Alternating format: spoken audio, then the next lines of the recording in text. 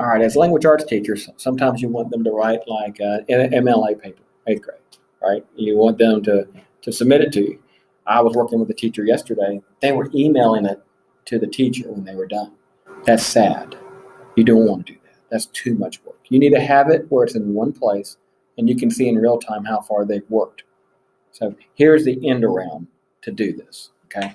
So first thing you want to do is just go to your drive, right? And you want to organize all of your student templates, okay? So what I'm going to do is I'm going to go to my student templates. I have a folder, and I'm going to delete that one right now. I don't like that one. Right, click, and so I'm going to go to New, and I want to go to Google Docs, and now I want to go to Template. If you've done PowerPoint for 20, 30 years, they have templates there too. Same thing. But in our template, we're going to go to from a template. Oh, no, we're not. We're going to do yeah, that's right. And we're going to do an MLA paper, right? Teaching 7th and 8th grade how to do an MLA paper is hard. They can. Well, if you already give them the template part, it's kind of cheating. But it's not a horrible thing if you did it the first time and then say the next one you have to go do yourself. But if I click on this one, it gives me the report and the MLA template.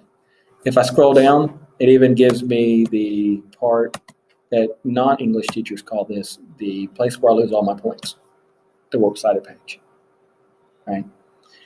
I was that guy that had an A paper until we got here. And then the comma or the period would be in the wrong place or italicized.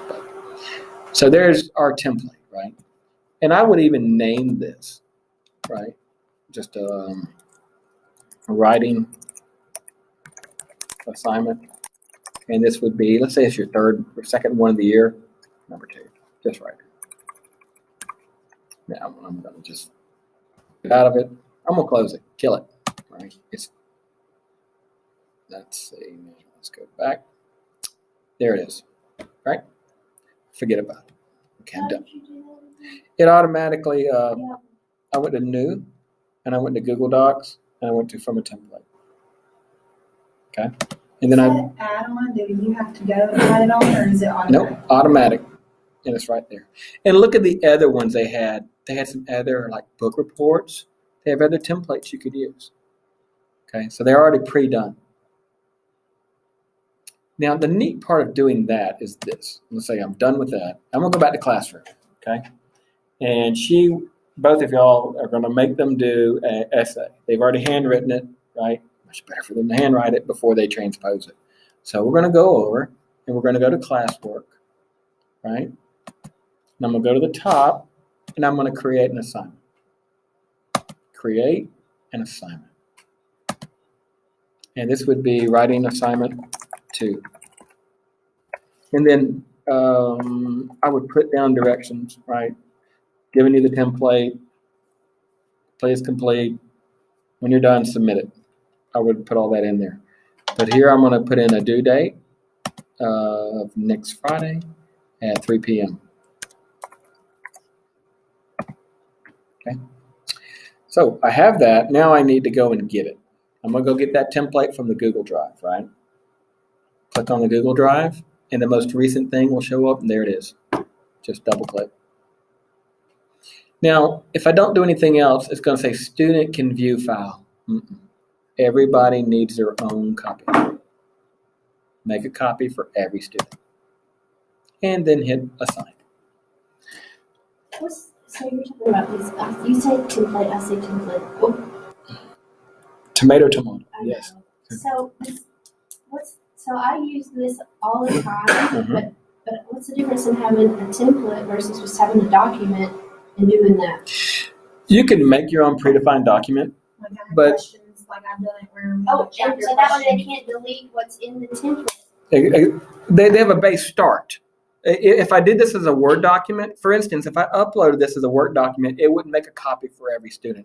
It has to be in Google Slide or a Google Doc. Yeah, but like if we let's say we made 10 questions from the chapter, we want them to go in, and so it's essentially the same thing. Same thing.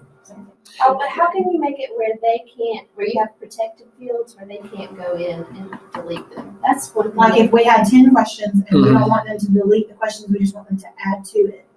Is there a way to? I'll have to You look this on at that. Word, you can do that. Yeah, but it wouldn't give you 38 copies for the students arbitrarily that you want that way. Did you see this right here though? Like when I go now to the assignment, you see right here, when I click on it, it gives me every single paper in real time. Yeah. It's great. We Even So if I'm you've not in already- class, like whenever I was at professional development, I was checking in on my students during whatever class period. And just I'm like, "Did you torture write?" them. Yeah. Oh, I love So that. great. And I'm gonna tell you one thing that this was in Atmore. I had a teacher do this at 3:00 in the afternoon. They have 10th graders that do these 5-page reports, right? And she had an old crusty printer. So you know what she does? At 3:00, she says, "I'm done." At 3:00, 3:02, I'm printing. I'm not going to grade this on digital. I'm just not going to do it. So she's gone old school. But the beauty of it is, she said, she sits there and her daughter came in there and she said, "Mom, you ready for me to print?" She said, "Yeah, go ahead." So she goes, "File." And now how do you print them all? You see this right here? Click on the folder. These are everybody's papers, right? So you just highlight them. I didn't know you could do this. And then you see where it says eyeball. She showed me this. She goes, "Look, I like to just look through them on a pinwheel. I can look at their papers and then just go through them. I just want to briefly look through and go, well, Mark did not do his paper." Put Mark's names down. Because she has 38 papers. She said, before I even print them, I'm going to look and just mark the names. And she said, I can tell who hadn't done what they're supposed to. When they go to the folder, are they alphabetized by like last name, or are they organized somehow? Let's see how they were. You can go by name. But it would be my first name. But Yeah, that's not exactly what you want. But when you go to file print, it would print, and she just goes zzz, and staple. But she says, "I'm not taking your paper." She goes, "I don't take papers after 3:00. You've had 2 weeks."